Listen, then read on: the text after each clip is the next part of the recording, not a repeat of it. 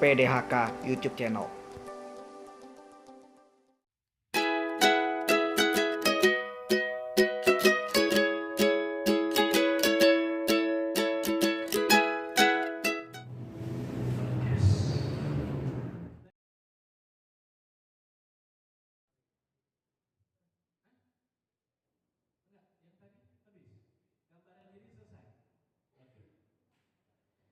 Teman-teman, ternyata satu sesi aja 1,5 jam ya.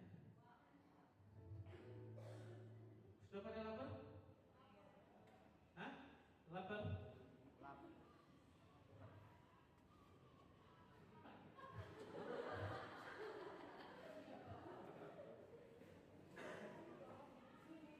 Boleh saya lanjut langsung kedua? Lalu kita makannya nanti? Boleh? Jangan takut. Perut yang buncit pun itu indah. Ya. Punya siapa ya? Iya.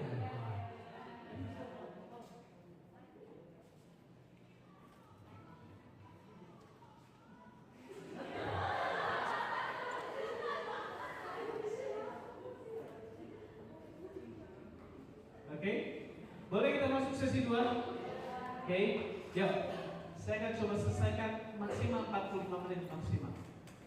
Oke, kedua. Oke.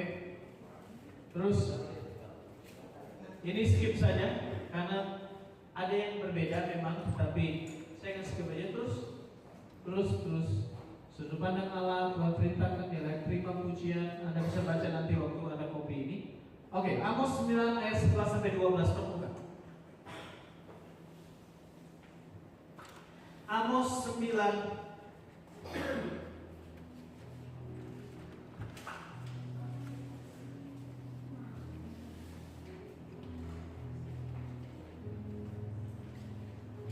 Amos 9.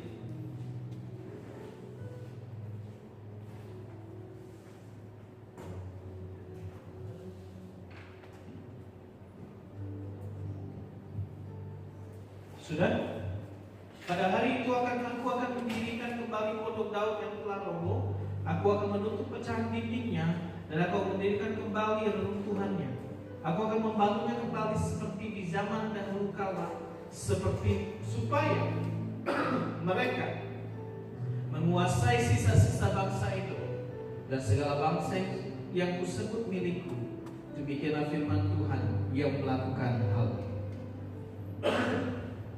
Teman-teman, kenapa di Alkitab ini disebut pondok Daud? Padahal ada namanya kemah Musa, ada pondok Daud, ada bait Salomo. Yang paling megah mana? Yang paling banyak korbanin binatang mana? Bait Salomo. Tapi kenapa Tuhan nggak bilang gini? I want to reveal baitnya Salomo.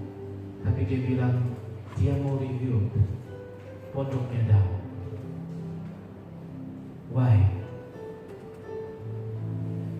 Kemah Musa ada tiga bagian: pelataran, ruang kudus, ruang maha kudus.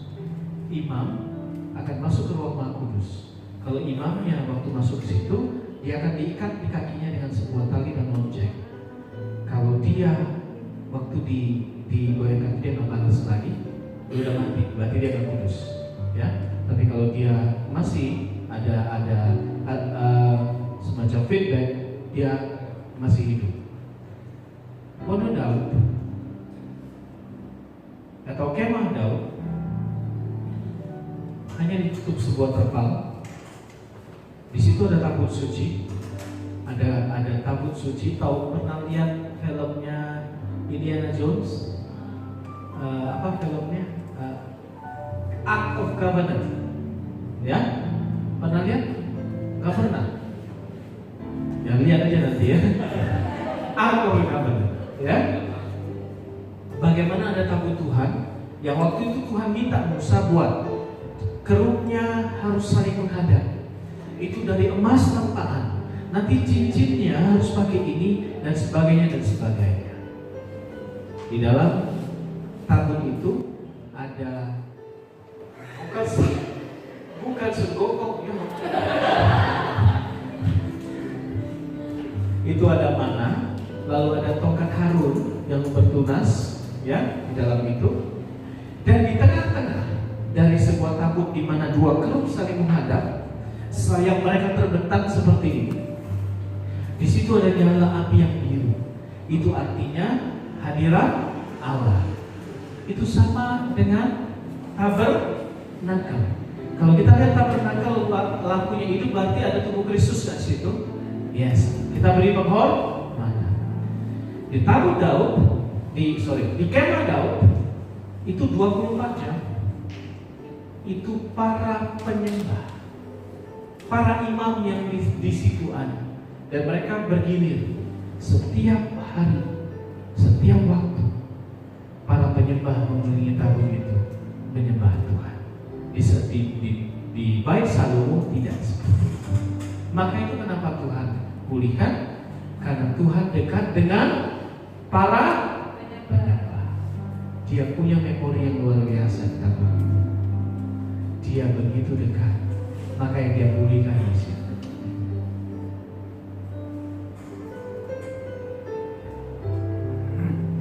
Ada sebuah lagu yang saya sangat suka. Kalau saya nyanyi lagu ini seperti saya sedang pacaran sama Tuhan. Ya.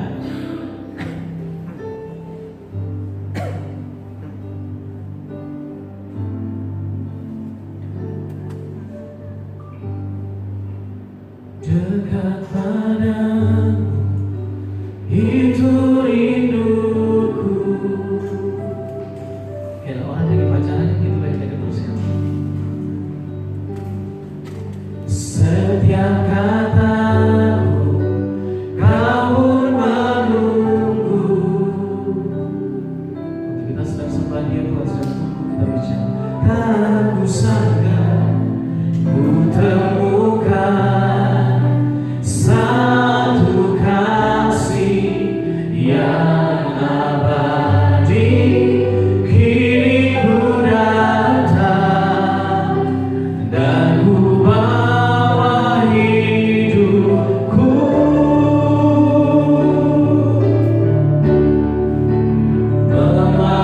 Memandang wajahmu, mengikuti kebaikanmu, mengejar hadirmu dalam hidupku,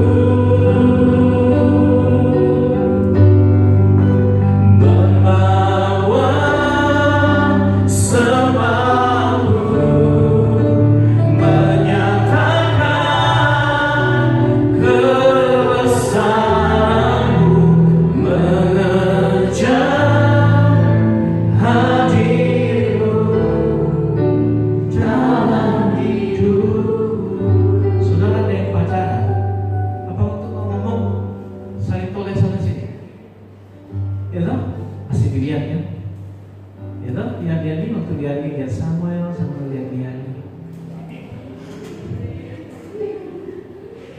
We deliver our feeling, we giving our heart satu sama lain. Itulah sebuah penyembahan. Waktu kita sedang bukan tukar, waktu kita sedang beri hati kita sama Tuhan, dan Tuhan beri hatinya buat kita. Amin. Itu kenapa Tuhan mau pulihkan pondok Daud, karena Dia temukan di situ hati yang intim. Dia temukan di sana hati para penyembah. Oke, nice.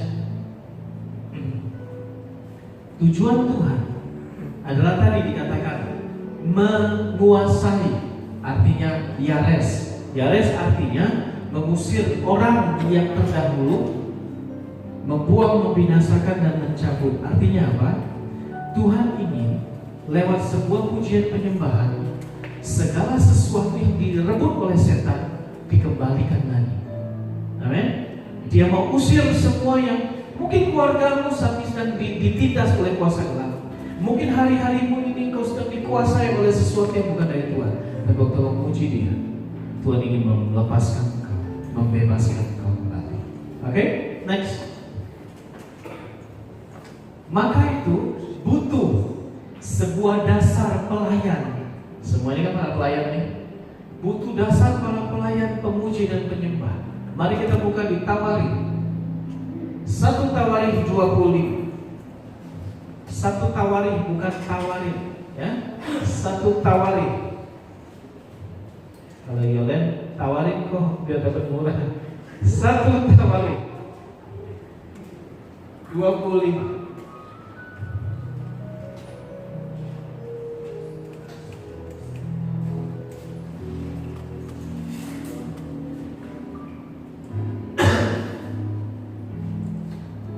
Tawarikh 25. Tolong lihat, saya akan lompat-lompat ayatnya karena di situ ada nama-nama yang cukup sulit kita sebut, tapi nggak apa-apa kalau mau baca di rumah. Saya akan lompat-lompat ayatnya. Sudah?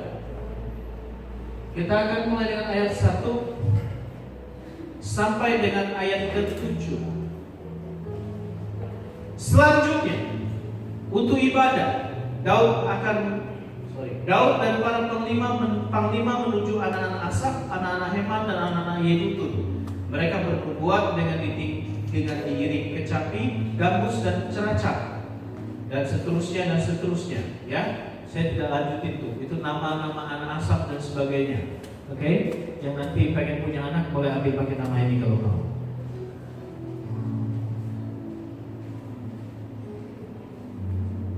Ayat ke 5. Mereka ini sekalian berada di bawah pimpinan ayah mereka yang pada waktu menyanyikan nyanyian di rumah Tuhan dengan diiringi ceracap, gambus dan kecapi untuk ibadah di rumah Allah dengan petunjuk raja. Demikianlah keadaan Bani Asaf, Yedutun dan Heman. Jumlah mereka yang bersama-sama, saudara-saudara mereka yang telah dilatih bernyanyi puji Tuhan, mereka sekalian ini adalah ahli seni, 288 orang. Ada berapa poin yang kita akan lihat? Yang pertama, kenapa Anda dipilih Tuhan jadi pelayan pujian penyembahan? Tidak semua bisa masuk ke situ. Hanya orang Lewi dari suku Lewi yang melayani di ibadahnya Tuhan, yang melayani di rumah Tuhan, bukan suku lain. Ya, hanya orang Lewi yang ada di sana. Lalu kalau kita sekarang jadi pelayan Tuhan, yang jadi singers, yang jadi pemimpin pujian, jangan main-main.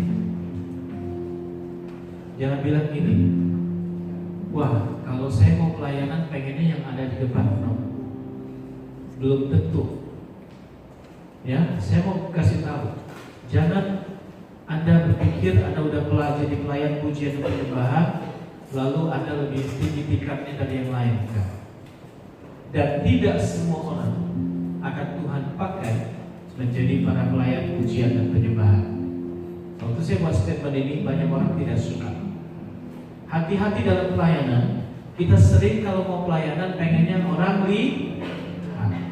Pelayanan itu saya tanya, siapa mau jadi pendoa siapa? Gak banyak. Siapa mau jadi singer? Saya. Apakah pasti? No. Hari ini kita makan yang agak keras. Saya mau ngomong, setiap para pelayan, tolong motivasi kita. Ayat pertama langsung ngomong. Selanjutnya untuk ibadah, bukan untuk dilihat orang lain, bukan untuk dikenal, tapi untuk ibadah. Jelas? Kalau kita masuk dalam pelayanan ini, pertama kali tolong garis bawahi, pelayanan ini untuk ibadah, bukan untuk yang lain. Ya, jangan sampai kita dikaburkan. Jangan sampai kita dikaburkan untuk ibadah, bukan yang lain. Tolong, bukan untuk dikenal, bukan untuk dilihat orang lain, bukan karena doiku ada di situ maka aku pelayanan. No. Clear? Clear? Kalau doinya pelayanan, apakah saya perlu ikut doi saya juga pelayanan? Kalau nggak punya talenta sana, jangan dipaksa. Nanti jadinya nggak bagus. Oke? Motivasi untuk ibadah. Yang kedua, Kalau kita masuk pelayanan ini, Tuhan mau pakai kita untuk manifestation, artinya menyalurkan karunia roh. Maka itu di situ ada disebutkan bernubuat dengan petunjuk raja. Maka itu Tuhan mau pakai hidupmu untuk menyalurkan karunia Roh Kudus. Ya. Kedua, kan di sini disebut ada bernubuat. Nubuat itu karunia Roh Kudus bukan? Yes. Oke. Yang ketiga, orang yang masuk pelayanan dia harus punya submission, penundukan diri, mau tunduk kepada pemimpin supaya unity.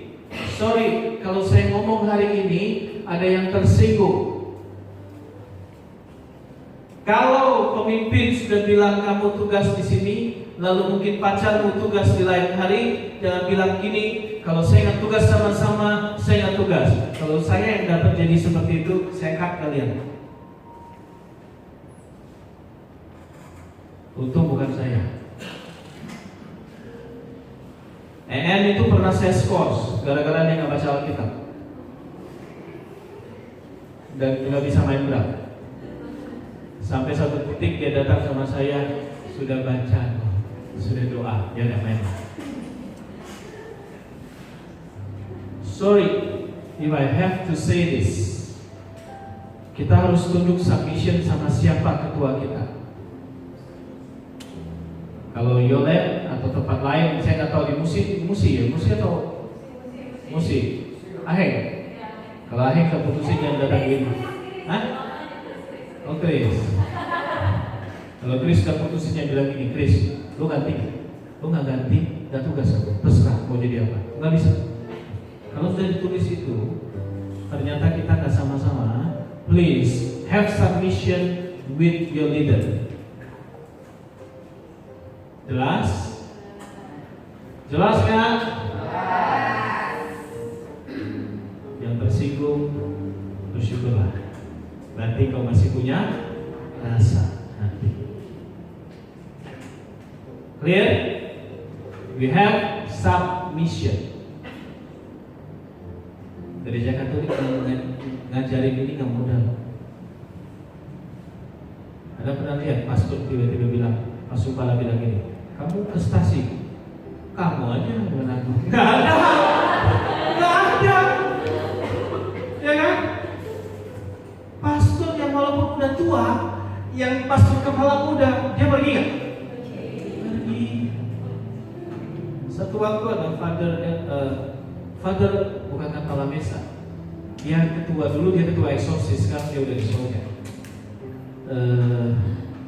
Father Lupus, dia itu orangnya suka karismatik. Tiap kali dia mau ke PD, pastor kepala di gereja itu pasti kasih dia tugas. Jadi dia nggak bisa pilih, dia cuma dengerin lagu-lagu doang. Pertama secara manusiawi dia komplain, tapi dia belajar submission.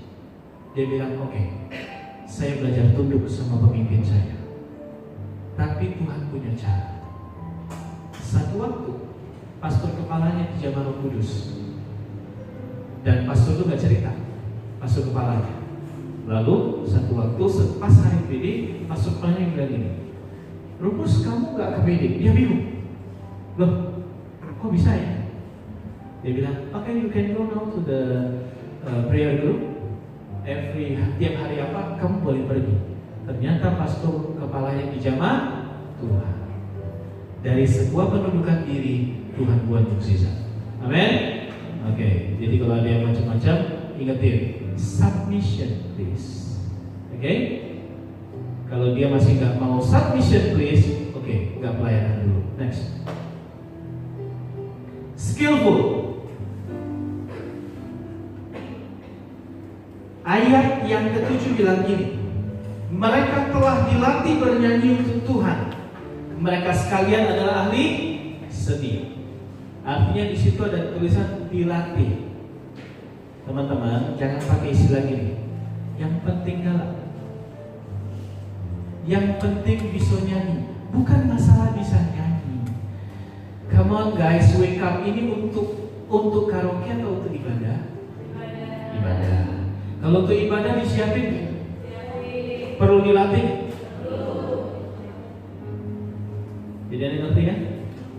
Jadi kalau Anda yang pernah ikut saya, mungkin Anda merasa stres. Bagaimana kalau saya latihan? Salah dikit, ulang. Salah dikit, ulang. Nah, saya bukan mau perfect, tapi saya pikir ini untuk Tuhan. I will try to giving my best. Oke?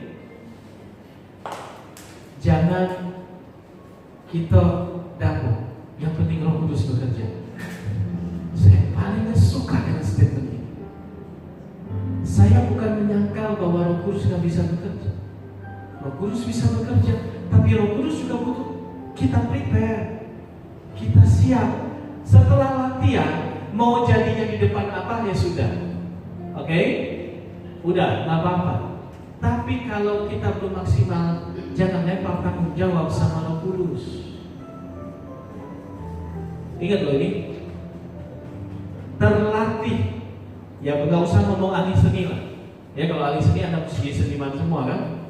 Bukan. Terlatih. So tolong Anda yang sungguh-sungguh mau pelayanan ini, latihan sungguh-sungguh. Jangan bilang, ya sudah itu beda ada bohong. No. You have to prepare this sungguh-sungguh. Okay?